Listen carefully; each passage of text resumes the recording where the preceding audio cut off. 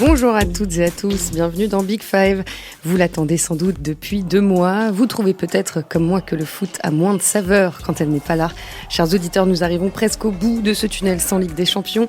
La plus belle des compétitions européennes reprend dans quelques jours, mardi 18 février. Et on a décidé de vous parler de l'adversaire du Paris Saint-Germain qui affronte ce soir-là le Borussia Dortmund. On n'oublie pas nos amis lyonnais, évidemment, mais on a déjà fait un bel épisode sur la Juve de Ronaldo il n'y a pas si longtemps. Et du coup, on a choisi de vous parler du club de la Ruhr, qui ne va pas très bien depuis le début de l'année. Mauvaise ambiance, entraîneur mécontent, défense en difficulté, sans oublier une infirmerie bien remplie. Le Borussia Dortmund ne semble pas en ordre de marche avant d'affronter le PSG, mais il peut quand même se targuer d'avoir l'une des meilleures attaques d'Europe. Avec moi pour parler de tout ça, le responsable adjoint de la rubrique foot de l'équipe. Bonjour Emmanuel Beaujean. Bonjour Marie. Notre spécialiste Allemagne est avec nous également, David Fiou. Bonjour David. Salut. Et puis que ferions-nous sans notre spécialiste tactique, Dan Pérez. Bonjour Dan. Bonjour. Du coup, vous avez le casting, le menu, et maintenant on peut commencer. Il y a 5 mois, à la mi-septembre, nous avions consacré le 3e épisode de Big Five à Lucien Favre, l'entraîneur du Borussia Dortmund, à sa méthode. Emmanuel, tu étais déjà là, toi qui es l'un de nos plus fidèles intervenants dans Big Five. Et on s'était demandé si cette saison pouvait être celle de la consécration pour Favre, si le titre en Bundesliga était à portée de main. Et José Barroso, l'un de nos autres journalistes présents ce jour-là, avait affirmé qu'il fallait laisser du temps au Borussia et que l'équipe était encore en reconstruction. Eh bien, notre cher collègue avait raison, puisque 5 mois plus tard, donc, le Borussia est 3e de Bundesliga après 21 journées, à 4 points du leader munichois. Donc c'est loin d'être catastrophique, me direz-vous. Oui, mais leurs résultats sont très inconstants. Jamais plus de 4 victoires consécutives depuis le début de la saison et un gros trou d'air à l'automne. Et depuis le début de l'année 2020, ils ont encaissé 11 buts en 5 matchs. Donc forcément, au sein du club, l'atmosphère n'est pas idéale. À quelques jours du match contre Paris, David, globalement, qu'est-ce qui se passe du côté de Dortmund et notamment avec Lucien Favre ? Alors, il se passe que Dortmund a une attaque qui joue le titre, mais a une défense qui joue le maintien. Donc, c'est très beau à voir, c'est très spectaculaire, mais ça donne très peu de garanties au classement. Il y a déjà du retard sur le Bayern, 4 points de retard sur le leader, et il n'en compte plus que 2 d'avance sur Leverkusen qui est 5e, ce qui met en danger une participation à la Ligue des Champions pour l'année prochaine. Donc, on est bien en delà des objectifs du début de saison. Et du coup, en interne, ça crispe un peu, ça s'est un peu crispé, entre les dirigeants et Lucien Favre. Forcément, vu que... Oui, puisque les dirigeants, aujourd'hui, visaient le titre. Ils avaient construit une équipe pour ça. Ils ont investi 150 millions pour ça. Et ils ne voulaient pas attendre. Effectivement, on doit pouvoir laisser du temps à cette équipe qui est jeune. Mais ce n'était pas du tout leur intention. Et donc il y a eu une élimination particulièrement douloureuse contre le Werder Brême 3-2 le 4 février en 8e de finale de Coupe d'Allemagne. Et il y a eu une espèce de passe d'armes après le match entre les dirigeants et Lucien Favre, notamment au sujet du fait que Favre n'avait pas titularisé la recrue phare dont on parlera plus tard, Erling Haaland. Oui, il y a eu une sortie médiatique, ce qui est assez rare du côté du Borussia Dortmund après. Oui, on essaie très souvent de régler les problèmes dans la coulisse. Et Lucien Favre joue la prudence, comme assez souvent avec lui, tous ses choix sont empreints de prudence. Il a fait le choix de la prudence avec Haaland. C'est difficile de dire s'il a vraiment tort. Haaland a été blessé dans la préparation. Il essaie de l'adapter du mieux possible à la Ligue des Champions, mais il y a une tension palpable aujourd'hui à Dortmund, c'est certain, et à tous les niveaux, parmi les joueurs et parmi les dirigeants. Et justement, du côté du vestiaire, c'est tendu aussi ? Pas tant que ça. Les joueurs sont tendus parce que les résultats sont pas là, mais on peut pas dire que le vestiaire est bouillant. Il y a simplement eu quelques petites tensions au moment de l'arrivée d'Hummels, qui a pris une place de vice-capitaine, ce qui en a dégradé un autre à Kanji. Mais sinon, les joueurs ont l'air de s'entendre plus ou moins. C'est pas ça le problème aujourd'hui à Dortmund. Le problème, il est vraiment sur le terrain, entre ce qu'ils doivent faire, comment ils se répartissent les tâches, quoi. Manu, tu penses que le management de Favre est moins convaincant qu'avant ? En tout cas, je pense qu'il y a un malentendu qui dure au moins depuis l'intersaison entre Favre et ses dirigeants. Les dirigeants ont l'impression de bénéficier d'un effectif de qualité et de pouvoir viser le titre. C'est vrai qu'en plus, c'était une année où il y avait vraiment la place, puisque le Bayern avait commencé très difficilement. Il y a eu le limogeage de Kovac, il y a eu Mönchengladbach, puis Leipzig. Dortmund a aussi été en tête, mais a eu ce trou d'air dont tu parlais en tout début d'émission. Je pense que Favre a ce côté suisse, très calme, très pondéré, etc., où il veut pas trop afficher d'ambition. Il travaille sur la longueur pour essayer de faire progresser des jeunes, de faire progresser une équipe dans son expression. Et il a du mal à être constant, et son équipe, finalement, comme disait David, elle attaque très bien et elle défend très mal, et elle risque de ne pas pouvoir jouer le titre jusqu'au bout face au Bayern ou à Leipzig. Alors, après la défaite en championnat contre le Bayern Leverkusen 4-3 le samedi 8 février, Favre déclarait: depuis mes débuts comme entraîneur, j'ai rarement eu une équipe avec autant de difficultés. À nous d'être plus flexibles tactiquement. Il se cherche, Lucien Favre. Il n'arrive pas à trouver la bonne formule. En tout cas, ce qu'il n'arrive pas à établir, c'est une équipe qui saurait avoir des longues phases de contrôle du jeu. Il y a quelque chose qui est assez marquant quand on regarde les matchs de Dortmund, c'est que Tuchel appelle ça les matchs de ping-pong, on peut appeler ça la transition permanente. En gros, l'équipe, alors oui, elle attaque très bien, elle défend très mal, comme mes camarades l'ont dit. Surtout, elle attaque en très très grand nombre. Il y a une énorme projection de joueurs. On peut retrouver 7 joueurs de Dortmund dans les 20 mètres. Donc les milieux défensifs se projettent, les latéraux se projettent. Et évidemment, on est un peu moins nombreux quand on défend. Et vu qu'ils n'ont pas non plus les meilleurs défenseurs du monde en 1 contre 1 pour défendre des grands espaces, ça crée des espèces de matchs de transition permanente. Alors c'est spectaculaire, mais on sent Dortmund a un peu moins le contrôle sur le rythme de ses matchs, et c'est sans doute ce qui doit aussi agacer Lucien Favre. Et est-ce que, en installant son 3-4-3 depuis 2 mois et demi environ, est-ce que c'est ça qu'il cherche à faire? Est-ce que c'est avoir plus de contrôle, justement? Peut-être, mais en tout cas, il est repassé à une défense à 4 contre Leverkusen avec Akanji latéral droit, même s'ils ont fini le match à 3, mais c'était un peu moins clair. Il teste des formules, mais c'est surtout qu'il doit s'adapter à son effectif, et il va sans doute devoir de nouveau passer en 3-4-3, puisqu'il a quasiment plus de milieu défensif valide. Or Can qui viennent de recruter là, au mercato d'hiver, et Axel Witsel, puisque Brandt s'est blessé, Reus qui pouvait jouer 10 un peu et essayer de faire le 3e milieu est aussi blessé. Et quant à Delaney, il est blessé depuis novembre, et Daoud est complètement hors du coup. Il est pas toujours dans le groupe, il est systématiquement sur le banc. Donc finalement, je crois qu'il va être contraint peut-être d'établir son équipe en 3-4-3 avec seulement 2 milieux axiaux, et pour aussi permettre à Hakimi et Guerreiro d'avoir un peu moins à défendre. Même si Dortmund, on pourra y revenir, montre beaucoup de lacunes sur sa culture défensive. Ouais, le 3-4-3, c'était une solution d'urgence. Il l'a mis contre Berlin au mois de novembre, quand il était vraiment dos au mur. Il fallait absolument que Dortmund s'impose à Berlin, sinon on peut supposer qu'il aurait été viré. Ça a marché. Dortmund s'est retrouvé à 10, ils ont malgré tout réussi à l'emporter. Depuis, il n'a pas voulu se déjuger, il a considéré que l'équipe avait trouvé un certain équilibre. Ça a marché plus ou moins, et puis très vite, les mauvais réflexes sont revenus. Donc Favre, idéalement, préfère une défense à 4, 4-2-3-1, 4-3-3. Ça serait ça son idée de départ. Aujourd'hui, il lui manque tellement de repères que il se pose peut-être la question de savoir comment il va jouer contre Paris. Et puis même, puisqu'on parle des défauts défensifs, en dehors du jeu, sur coup de pied arrêté, Dortmund a déjà pris 6 buts en Bundesliga sur corner défensif.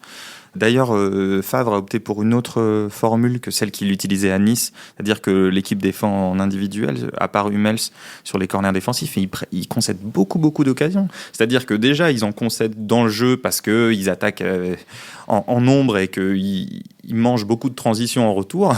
Et à la fois sur les coups de pied arrêtés, surtout sur les corners défensifs, ils sont vulnérables. Donc ça fait beaucoup de points faibles défensivement. Oui, donc on l'a compris, la défense, c'est leur gros point noir. 32 buts encaissés en Bundesliga, c'est la 9e défense du championnat. Et en Ligue des Champions, ce n'est pas glorieux non plus, 8 buts pris en 6 matchs. Et Favre le dit lui-même, il ne trouve pas la solution, parce qu'il déclarait « Je ne parviens pas à m'expliquer notre fébrilité défensive récurrente ». C'est aussi lié au profil des joueurs, parce que quand vous avez un joueur comme Hakimi, il est forcément plus à l'aise quand il évolue en piston, donc dans le 3-4-3 côté droit.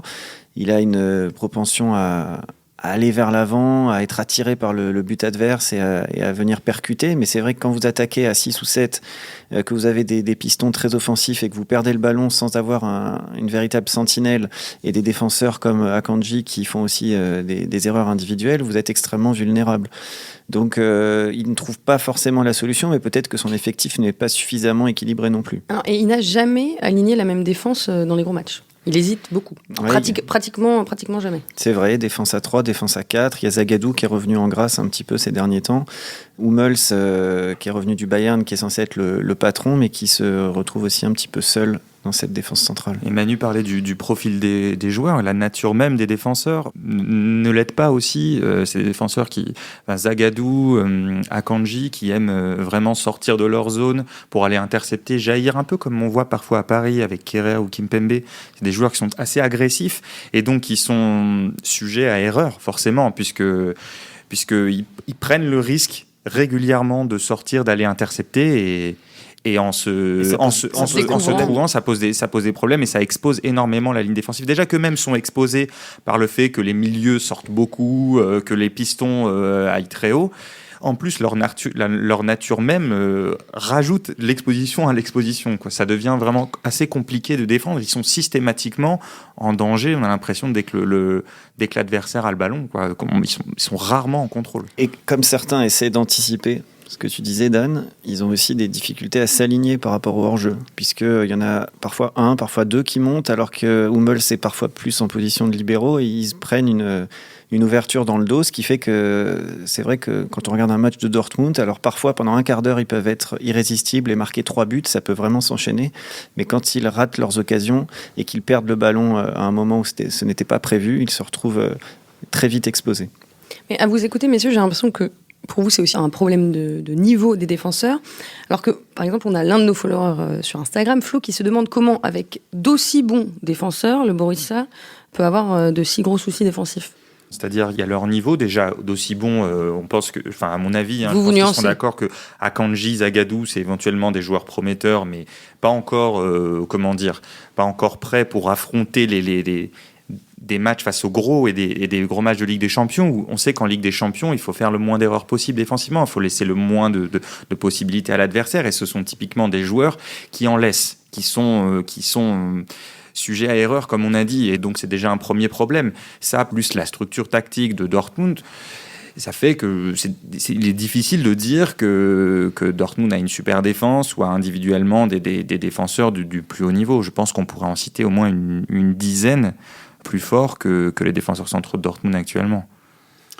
Oui, et puis ce qui est préoccupant pour Dortmund, je pense, c'est que ces problèmes-là défensifs sont pas nouveaux. Ils durent depuis 1 an, ça fait vraiment très longtemps maintenant. Et on voit petit à petit l'équipe perdre ses repères et les problèmes se reproduire à l'identique. C'est-à-dire que Dortmund avait été éliminé au même stade de la compétition en Coupe d'Allemagne l'année dernière par la même équipe, par le Werder, que Reus s'est blessé au même moment de la saison, au même match, et que Dortmund est en train encore de dilapider son avance, ou en tout cas sa marge en tête, comme l'année dernière. C'est difficile de se dire que ça va bien se terminer pour Dortmund. Oui, donc t'en parlais, le capitaine Marco Reus s'est blessé, tout comme Julian Brandt qui est touché à une cheville et qui va être absent pendant plusieurs mois. Et pareil pour le milieu un peu plus défensif, Thomas Delaney. Dan, t'en parlais en préambule. Ça va les obliger à revoir tout leur schéma, ces absences au milieu. Ça ferme des options pour Favre, très clairement. Brandt était sans doute un des meilleurs joueurs de Dortmund.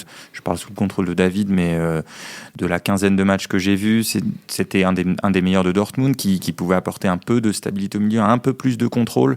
Donc il est blessé. Reus, dont la connexion avec Sancho offensivement était très intéressante, est aussi absent. Forcément, ça ferme plusieurs options tactiques pour Favre, qui n'a d'ailleurs plus beaucoup de milieux axiaux disponibles.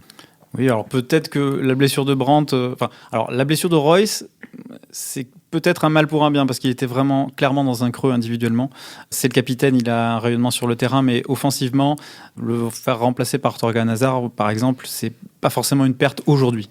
L'absence de Brandt, techniquement a fait du mal, mais peut-être que si on le remplace par Chan au milieu de terrain, ça donne plus de volume, plus de côté athlétique, qui peut faire du bien aussi à Dortmund à cet endroit-là. Et Chan a très peu joué avec la Juve, donc il y a aussi il finit avec des crampes contre Leverkusen à un quart d'heure de la fin. Donc il y a aussi la question de sa condition physique. Il a joué même pas 300 minutes avec la Juve en première partie de saison, donc il sera a priori forcément titulaire avec Witsel au milieu de terrain. Donc il y a aussi cette question pour Favre. Donc Emre Can qui est arrivé donc de la Juve cet hiver en prêt avec option d'achat, donc Emre Can international allemand. Et donc on en arrive à au thème suivant que je voulais aborder, parce que on a passé en revue les faiblesses du Borussia, mais tout n'est pas non plus négatif dans le club de la Ruhr. Donc en recrutant Emre Can et surtout Erling Haaland, jeune attaquant prodige norvégien, Dortmund a réalisé l'un des mercatos les plus réussis cet hiver. C'est probablement la meilleure affaire du mercato d'hiver, puisque c'est un joueur qui valait déjà peut-être 50, 60, 70 millions d'euros. Erling Haaland ? Oui. Énormément de clubs étaient prêts à mettre gros sur lui. Il avait failli rejoindre déjà la Juventus ou Manchester United. Il avait préféré aller à Salzbourg parce qu'il savait qu'il jouerait plus en quittant Molde. Et quand il a quitté Salzbourg, il avait en fait une clause dans son contrat pour partir à moins de 25 millions d'euros. Et Dortmund a su être persuasif pour l'attirer. Pour 20 millions pour 20 millions d'euros, ce qui signifie qu'ils ont recruté un véritable avant-centre qui prend la profondeur, qui a le sens du but, qui peut jouer en pivot, quelqu'un qui n'avait pas véritablement dans leur effectif. Ça a nécessité du coup le départ de Paco Alcácer, qui avait plus un rôle de super remplaçant. Et Haaland, ça transforme le visage offensif de Dortmund, parce qu'il y a des super ailiers à Dortmund. Il y a Sancho qui est un très bon dribbleur. Donc quand vous êtes numéro 9, vous êtes abreuvé de bons ballons. Il y a l'éclosion d'un jeune américain aussi, Reina. Et Haaland a été fantastique en marquant 8 buts lors de ses 4 premiers matchs, une seule titularisation. Donc il y a une sorte de Haaland mania qui se développe dans la Ruhr. 8 buts en 5 matchs et une passe décisive, effectivement. Donc il vient renforcer une attaque qui était déjà assez efficace quand même. Donc 75 buts inscrits cette saison, toute compétition confondue par le Borussia. C'est la 5e attaque d'Europe. David, est-ce que l'arrivée d'Haaland va aussi apporter de la confiance sur le plan mental à l'équipe ? Ouais, en tout cas, c'est ce qu'on a cru ressentir dès les premiers matchs, où l'équipe était clairement en manque de confiance, elle semblait s'effriter, elle avait été menée par Augsbourg, une petite équipe, et Haaland rentre, il renverse tout. Il a vraiment un langage corporel qui montre qu'il a envie, qu'il a faim, il va chercher le ballon, il harangue le public. Ça fait énormément de bien sur les 3 premiers matchs à Dortmund. Ça a peut-être même endormi Dortmund, puisque cette hype autour de Haaland avait dissimulé les failles de l'équipe. Mais oui, il a redonné du souffle à Dortmund, ça c'est évident. Oui, il a 19 ans, Haaland, je ne sais pas si on l'a dit déjà, et il va constituer l'une des menaces principales pour le PSG. Tout simplement, messieurs, comment les Parisiens, et notamment les défenseurs, doivent-ils s'y prendre pour museler cet attaquant ? Je pense que déjà, il y a la question du défi physique qui se pose.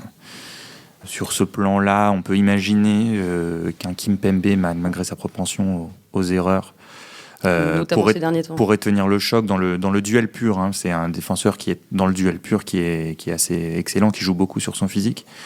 Donc on pourrait éventuellement penser que Kimpembe serait un bon challenger pour lui. La culture défensive de Thiago Silva fait que son sens de l'anticipation pourrait aider aussi. Et ce qui va être la clé, à mon avis, c'est la gestion de la profondeur, parce que, comme le disait Manu, malgré son gabarit, c'est un attaquant qui sait prendre la profondeur, qui va pas forcément beaucoup jouer avec les autres. Il a pas forcément une grande qualité de passe, il rate un peu souvent ses remises. Alors, il est bon de la tête, et ça peut être une cible sur le gelon, mais c'est un attaquant qui prend très bien la profondeur, donc ça va être, je pense, l'un des points clés.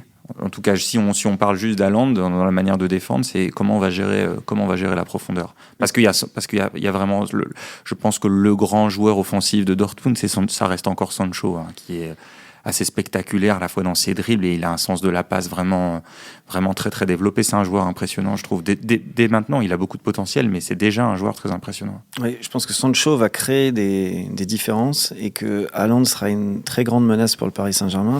Et est-ce qu'ils peuvent être associés tous les deux devant, ou est-ce que Sancho est forcément sur un côté ? Il est quand même plus à l'aise sur un côté parce qu'il a cette faculté d'élimination, cette vivacité qui lui permettent de déborder, de centrer, mais les deux s'entendent bien. Ce qui est difficile avec Haaland, parce que j'ai eu la chance de me rendre là où il a appris à jouer au football dans sa petite ville de Brunø, qui est près de Stavanger en Norvège. En fait, il a appris à jouer au foot dans un terrain de foot indoor qui venait d'être bâti pour protéger, pour permettre aux joueurs de continuer à jouer malgré la neige. Donc il y venait 2 à 3 fois par semaine. Il a commencé à 5 ans et demi. Il était dans un groupe de 40 joueurs. Il a tout de suite été surclassé. Donc il était, lui, né en 2000. Il était avec ceux qui étaient nés en 1999 et il était beaucoup plus petit que les autres. Et comme il était plus petit, il a dû apprendre à se déplacer, il a dû apprendre à faire les mouvements, à être plus intelligent que les autres. Il a développé beaucoup de capacités motrices et il est excellent dans ses appels de balles, dans sa faculté à se démarquer des défenseurs. Et ensuite, à 14-15 ans, il a eu une poussée de croissance et il est devenu très grand. Maintenant, il fait 1m94 et il a pu apporter cette dimension physique à son jeu. Mais du coup, ça en fait un attaquant très complet qui est difficile à suivre, difficile à marquer. Et c'est vrai qu'il faudra, je pense, toute l'expérience de Thiago Silva pour essayer de suivre ses déplacements. Et plus généralement, comment Paris va devoir gérer les pertes de balles pour se préserver des contre-attaques de Dortmund qui peuvent être très spectaculaires ? Je crois que la clé pour Paris, et c'est un élément sur lequel Thomas Tuchel insiste maintenant depuis 1 an et demi, c'est sur quel rythme va s'opérer le match. Paris a tout intérêt à avoir le contrôle sur le match, à essayer d'éviter justement le match de ping-pong, même si on peut penser que s'il y a un match de ping-pong et c'est une bataille d'individualité, Paris conserve quand même les meilleures individualités, mais il y a une part d'aléatoire qui est plus grande. Si on installe un match de transition, on jette un peu plus la pièce en l'air. Et Tuchel, dans les gros matchs, en Ligue des Champions, insiste sur le fait de ralentir le tempo, structurer l'équipe. Ouais, Pourquoi structurer l'équipe ? Pourquoi structurer l'équipe ? Pour pouvoir être mieux organisé à la perte. Si on attaque trop vite, on n'a pas le temps de s'organiser. Si on perd le ballon, on est déstructuré. Et donc là, on s'expose au compte de Dortmund. Et là, ça peut faire très, très, très, très mal. Dans le dos de Meunier avec Sancho, dans le dos du latéral gauche, on ne sait pas encore qui ce sera. Peut-être Kurzawa dans son dos avec soit Hakimi, soit Hazard, soit Sancho qui viendra de ce côté. Je pense que la clé pour Paris, c'est de prendre le temps de se structurer avec le ballon, parce qu'ils vont être tentés de jouer vite le coup. Ils ont beaucoup de joueurs offensifs qui ont envie d'aller provoquer l'adversaire balle au pied, de Di Maria à Neymar en passant par Mbappé, qui ont envie de jouer vite. Et je pense que si Paris accepte en tout cas ce match de transition que voudra Dortmund, Paris s'expose à prendre la foudre et à perdre le contrôle du match. Et je disais tout à l'heure que Dortmund est la cinquième meilleure attaque d'Europe. La première, c'est le PSG, justement, 110 réalisations depuis le début de la saison. Du coup, ils ont de quoi profiter des problèmes défensifs de Dortmund, très clairement. C'est difficile d'imaginer Paris ne pas marquer là-bas. Et puis, en plus, là où Dortmund est le plus vulnérable, c'est à la droite d'Hummels, c'est-à-dire que entre Akanji et Hakimi, c'est-à-dire cette espèce de demi-espace à droite d'Hummels, donc le côté gauche pour le PSG, et qui évolue dans ces zones-là actuellement au PSG, c'est Mbappé. A priori Neymar, même s'il est incertain, en tout cas au moins Mbappé. Et c'est vrai que c'est très compliqué de ne pas imaginer Mbappé se créer 5, 6, 7 situations assez franches dans cette zone-là du terrain. Je pense que si Paris arrive à contrôler le match, il trouvera forcément de part et d'autre des centraux de Dortmund tout un tas de situations de jeu très dangereuses. La clé est là pour Paris. C'est très difficile d'imaginer le PSG ne pas marquer. En fait, avec tout ce qu'on vient de se dire, ça va être un match explosif avec plein de buts des deux côtés. A priori, on peut anticiper que ce soit un match qui finisse plutôt vers le 3-2, 4-2 que vers le 0-0. Après, on n'est jamais à l'abri d'une surprise avec le PSG, mais vu le profil des deux équipes, on pourrait voir beaucoup de buts, effectivement. David, comment est perçu Paris du côté de Dortmund ? Comme la grosse équipe à éviter, mais de toute façon, Paris, personne ne voulait les prendre. Quand on voit les 4-2 devant, ça a quoi faire peur à tout le monde. Et Dortmund voulait prendre une grosse équipe dès les huitièmes de finale, ça leur faisait pas peur. Mais Paris, si, quand même, ça a de quoi effrayer. Ouais. Et On verra tout ça le mardi 18 février. On va s'arrêter là, messieurs. On a tous hâte évidemment de regarder ce Borussia Dortmund Paris Saint-Germain et on vous proposera le débrief du match dès le lendemain dans Big Five, donc le mercredi. Merci beaucoup à tous les trois, Emmanuel Beaujean, Dan Pérez et David Fiou. Merci à Roland Richard pour son aide précieuse, comme toujours. Et pour une fois, je salue nos super big boss à tous. Jérôme Casadieu, directeur de la rédaction, et Lionel Dangoumeau, chef de la rubrique foot. Je sais qu'ils vont écouter Big Five avec beaucoup d'attention cette semaine. Et oui, les débats sont parfois un peu animés pour déterminer les sujets. Mais l'important, c'est que ça vous plaise à vous, chers auditeurs. Abonnez-vous, laissez-nous des étoiles et des commentaires. À la semaine prochaine.